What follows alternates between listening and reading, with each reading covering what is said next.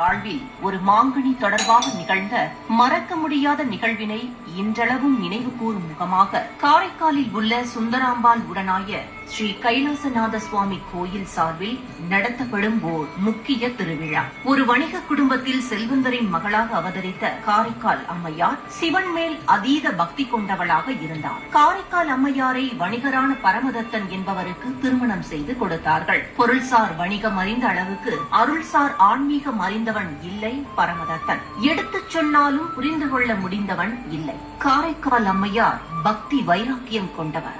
இல்லறத்திலும் தன் பக்தி நெறியில் கொஞ்சமும் குறைந்தாள் இல்லை.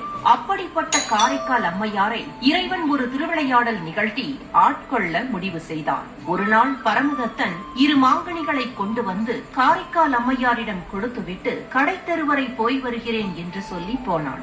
அந்த சமயம் அவள் இல்லம் தேடி இறைவன் சிவனடியார் வேடம் பூண்டு பிச்சை கேட்டு வர வீட்டில் இருந்த இரு மாம்பழங்களில் ஒன்றை பிச்சையிட்டார். சிறிது நேரம் கழித்து இல்லத்திற்கு வந்த பரமதத்தனுக்கு காரைக்கால் அம்மையார் பழத்தை சாப்பிட கொடுக்க இதுவரை அவன் சுவைத்திராத சுவையில் அந்த பழம் இருக்க உடனே மற்றொரு பழத்தையும் கொண்டு வருமாறு பரமதத்தன் கூற ஒரு கணம் திகைத்து நின்றார் காரைக்கால் அம்மையார். கணவன் கேட்டு இல்லை என்று சொல்லும் நிலை வந்ததே என்று ஈசனிடம் மனமுருக வேண்ட ஈசனோ அவள் கரங்களில் ஒரு மாம்பழத்தை தோன்றச் செய்தார். அந்த மாம்பழத்தை மகிழ்வோடு கொண்டு சென்று தன் கணவனுக்கு படைக்க அதை சுவைத்த பரமதத்தன் இந்த பழம் முன் சுவைத்த பழத்தை விட மிகவும் சுவையாக இருக்கிறதே என்று அம்மையாரிடம் சொல்லி வியந்தான். புனிதவதியோ ஈசன் நிகழ்த்திய அற்புதத்தில் மகிழ்ந்திருந்ததால் பரமதத்தனையும் சிவநெறியில் நடத்தலாம் என்று தீர்மானித்து நடந்தவற்றை சொல்ல பரமதத்தனோ